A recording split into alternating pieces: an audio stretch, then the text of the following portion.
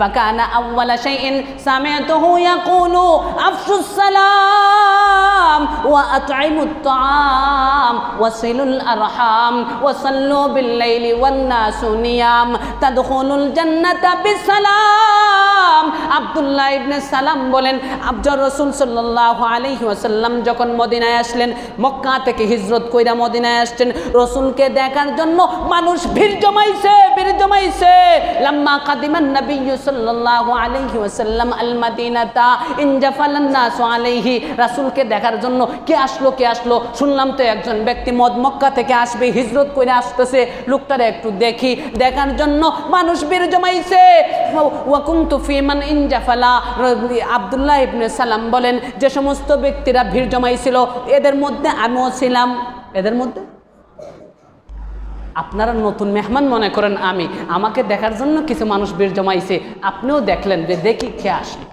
এরকম রাসূল মক্কা থেকে হিজরত কইরা যখন মদিনায় আসলেন, রাসূলকে দেখার জন্য সাহাবায়ে কেরাম ছাড়াও মদিনার ইহুদি যারা ছিল প্রায় মানুষই রাসূলকে দেখার জন্য ভিড় জমাইছে।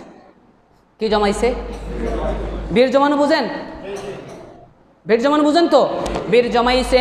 আব্দুল্লাহ ইবনে সালাম বলেন ফাকুনতু ফি মান ইনজাফালা আলাইহি, আমিও ছিলাম ওই ভিড় জমানো লোকদের মধ্যে একজন। ফালাম্মা তাবায়্যানতু ওয়াজহাহু, এক পর্যায়ে যখন ভিড়টা কমলো আমি তার চেহারাটা দেখতে পাইলাম। ফালাম্মা তাবায়্যানতু ওয়াজহাহু আরাফতু আন্নাহু লাইসা আন্না ওয়াজহাহু লাইসা বিওয়াজহি কাযাবিন, আমি রাসূলের চেহারা দেখার সাথে সাথেই বুঝতে পারলাম এত সুন্দর নূরানি চেহারা, এত সুন্দর চেহারা, চাঁদের থেকেও সুন্দর চেহারা, ওই চেহারার লোক কখনো কোনো মৃত্যু হতে পারে না।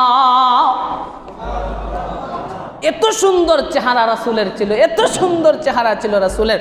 আব্দুল্লাহ ইবনে সালাম তখনও মুসলমান না, ইহুদি ছিলেন, ইহুদির বড় পণ্ডিত ছিলেন।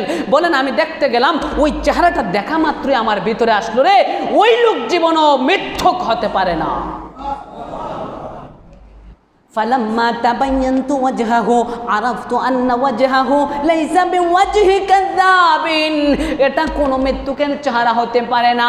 ফাকানা আউওয়ালা শাইইন সামিআতুহু ইয়াকুলু, আব্দুল্লাহ ইবনে সালাম বলেন আমি সর্বপ্রথম তার জুবান থেকে যে কথাটা আমি শুনেছিলাম সেই কথাটা ছিল আফসুস সালাম, হে লোক সকল তোমরা সালামের প্রচার প্রসার ঘটাও, বেশি বেশি আসসালামু আলাইকুম বলো, আফসুস সালাম। এই কথাটা প্রথম। এই 2 নম্বর কথা আতঈমুত তাআম, মানুষকে খাওয়াও। যে আসবো খানার সময় হয়েছে, একজন মানুষকে দেখছো টান মাইরা খানায় বসাইয়া দাও, যাকে পারো তাকে খাওয়াও। ওয়া আতঈমুত তাআম। 3 নম্বর ওয়াসিলুল আরহাম, 3 নম্বরে রাসূল বলেছেন আত্মীয় স্বজনের খোঁজ খবর লও, ভালো আচরণ করো। 3 নম্বর ওয়াসিলুল আরহাম, আত্মীয় স্বজনের সাথে সৎ ব্যবহার করো, ভালো ব্যবহার করো।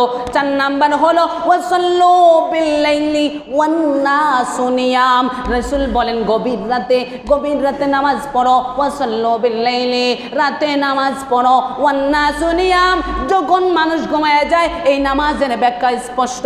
তাহাজ্জুদের নামাজ, এই নামাজের ব্যাখ্যা সবাই জানে। তাহাজ্জুদের নামাজ এমন সময় পড়া হয় যখন পুরো পৃথিবীর মানুষ ঘুমায় যায় না, সবাই অজাগ থাকে।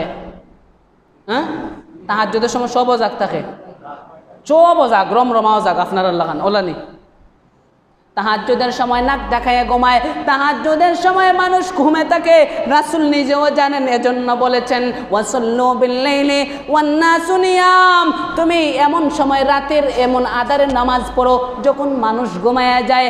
হইব কি, আমি কি করলাম, সালাম দিলাম, আমি মানুষকে খাওয়াইলাম, আত্মীয় স্বজনের খোঁজ খবর নিলাম, তাহাজ্জুদের নামাজ পড়লাম। অফার কি? গ্রামীণের তো বিভিন্ন অফার থাকে, আমার অফার কি?